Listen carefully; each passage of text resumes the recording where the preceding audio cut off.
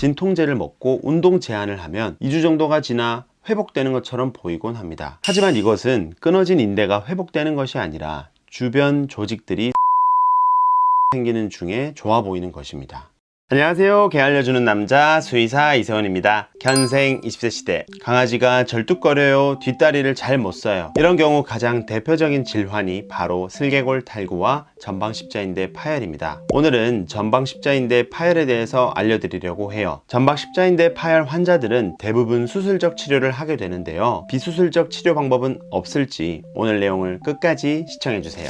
전방십자인대 파열, 전십자인대 파열, 전방십자인대 단열 등 모두 같은 말입니다. 오늘은 전방십자인대 파열이라는 용어로 통일해서 사용하겠습니다. 전방십자인대 파열은 반려견에서 가장 흔한 문제 중 하나입니다. 무릎 관절 안에 인대 2개가 십자 형태로 되어 있는데요, 바로 전방십자인대와 후방십자인대입니다. 그래서 이름이 십자인대입니다. 이 십자인대는 대퇴골에 대해 경골의 내회전과 전방 변이를 제한하고 무릎의 과신전을 방지합니다. 말이 조금 어렵죠. 그러니까 이 종아리 쪽 아래쪽의 뼈가 안으로 돌게 되고 또 앞으로 밀리는 것을 방지하고 무릎이 과도하게 펴지는 것을 방지한다는 이야기입니다. 이런 십자인대가 손상된다면 당연히 이 기능에 문제가 생기겠죠. 크게 부분 파열과 완전 파열로 구분을 합니다. 전방 십자인대는 한 개의 인대로 구성되어 있지 않고 2개로 나뉘는데요. 하나는 전방 내측 밴드, 그리고 하나는 후방 외측 밴드입니다. 전방 내측 밴드는 무릎을 구부리거나 폈을 때 두 경우 모두 인대가 팽팽하게 유지되고, 후방 외측 밴드는 구부렸을 때는 헐렁하고 폈을 때 팽팽합니다. 그럼 만약 전방 내측 밴드만 손상되었다면 무릎을 구부렸을 때 문제가 나타나겠죠. 동물병원에서는 신체 검사 시 이런 것들을 고려하여 진단하게 됩니다. 물론 이 두 밴드 중 하나가 완전히 끊어질 수도 있고, 하나만 조금 끊어질 수도 있고, 아니면 두 가닥 모두 조금씩 손상될 수도 있고, 다양한 경우가 있을 수 있습니다. 2개 모두 완전 파열이 된 경우가 아니라면 부분 파열로 진단하게 됩니다. 정말 경미한 부분 파열의 경우 눈에 띄는 문제가 아예 없는 경우도 있고요, 손상 정도에 따라 조금 쩔뚝거리다가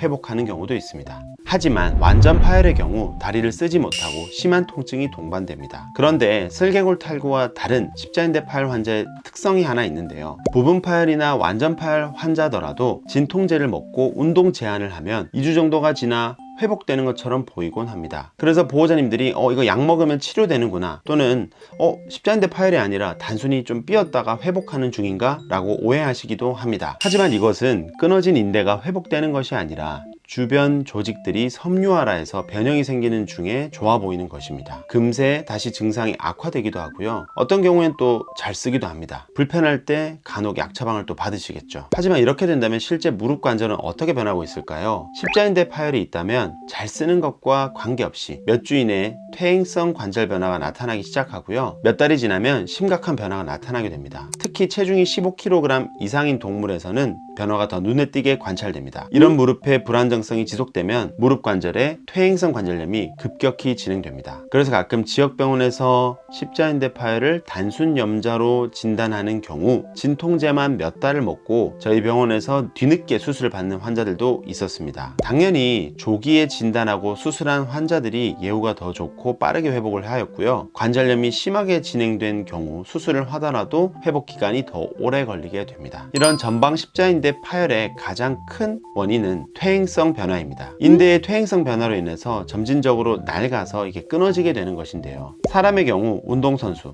특히 축구선수들이 격렬한 운동을 하다가 대퇴골과 경골이 큰 힘에 의해 비틀리며 끊어지게 됩니다. 하지만 동물들은 그런 원인이 아니라 퇴행성 변화로 끊어집니다. 따라서 나이가 들면서 문제가 되곤 하고요, 특히 뉴펀들랜드, 로트와일러, 레브라도 리트리버와 같은 특정 품종에서는 어린 성견에서도 양측 동시 파열이 발생하는 경우도 많습니다. 십자인대 파열을 유발하는 다른 요인으로는 유전적 요인, 노화, 높은 경골 고원각, 비만 등이 원인으로 지목되고 있습니다. 높은 경골 고원각도에 대해서 잠시 언급드리면 이것도 타고나는 부분이긴 한데요, 양쪽 다리 무릎 구조를 보시면 어디가 더 불안정해 보이시나요? 이 뼈와 이 뼈 사이에 십자인대가 있잖아요. 오른쪽 사진처럼 불안정한 각도로 있다면 시간이 지나면서 인대의 퇴행성 변화가 더 심해질 것입니다. 이건 양쪽 다리가 보통 같다고 보시면 되는데요, 따라서 그래서 안타깝게도 한쪽 십자인대가 파열된 환자의 50%가 2년 내에 반대쪽도 파열이 되었습니다. 결국 내용을 들으시니 어떤가요? 십자인대 파열은 비수술적 치료가 어렵다고 보시면 됩니다. 절뚝거리는 증상이 나타나고 2, 3주 내에 증상이 회복되더라도 무릎은 이미 불안정한 상태이기 때문에 퇴행성 변화는 진행됩니다. 그리고 무릎 사이를 안정시켜주는 반월판이라는 구조물이나 다른 구조물들도 시간이 지나면서 손상될 수 있습니다. 만약 이 반월판이 손상된다면 또 수술적으로 제거해줘야 됩니다. 더 큰 수술이 되는 거죠. 비수술적으로 관리하는 경우 결국 잘 걷더라도 그 이유는 관절낭 및 구조물들의 섬유화로 인한 안정화인 것이고 지속적으로 무릎은 악화되고 있습니다. 정말 경미한 경우가 아니라면 대부분 수술을 해야 하는 이유입니다. 제가 수술을 권하지 않는 경우는 이런 상태들이 있습니다. 다른 큰 질환이 있어서 수술을 못하는 상태이거나 건강하지만 나이가 너무 많다면 하지 않고 있습니다. 제가 잡는 나이의 기준은 소형견 기준으로는 한 15살 이상의 초고령 환자의 경우에는 수술하지 않고 관절 주사나 재활을 통해서 보조해주고 있습니다. 물론 이 나이 기준은 선생님들마다 차이가 있을 수 있으니 상담을 꼭 받아보시길 바랍니다. 오늘은 강아지 십자인대 파열 꼭 수술해야 되는지에 대해서 알아보았습니다. 내용이 조금 길어서 다음 시간에 십자인대 파열 수술인 TPLO 수술에 대해서 알려드리겠습니다. 오늘 내용이 유익하셨다면 구독과 좋아요, 알람 설정까지 한번 부탁드리겠습니다. 시청해주셔서 감사합니다.